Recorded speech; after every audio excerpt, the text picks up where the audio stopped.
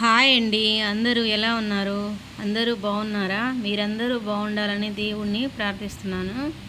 చూడండి, ఈరోజు గరం గరం చపాతీ, గరం గరం పన్నీరు కూర, ఆలు పన్నీర్ కూర. ఇది చాలా టేస్టీగా ఉంటుంది. ఈ వర్షాకాలం ఇట్లా వేడివేడిగా చేసుకొని తింటే ఇంట్లో చాలా రుచిగా ఉంటుంది.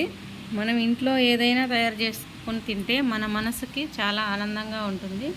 చూడండి, మీరు ఇలా ఇంట్లో తయారు చేసుకొని తినండి. హోటల్ ఫుడ్ తినకండి.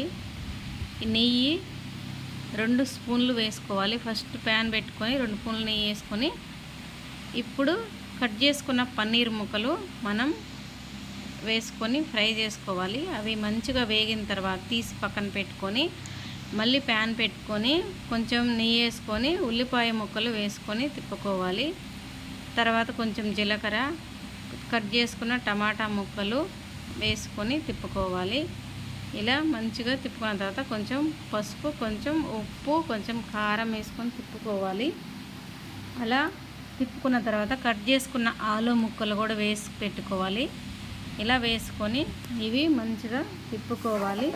తిప్పుకున్న తర్వాత మూత పెట్టుకొని అవి కొంచెం మగ్గిన తర్వాత తీసి మళ్ళీ తిప్పాలి.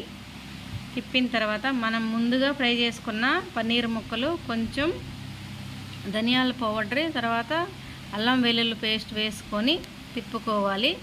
అవి మంచిగా పచ్చివాసన పోయేంత వరకు తిప్పాలి.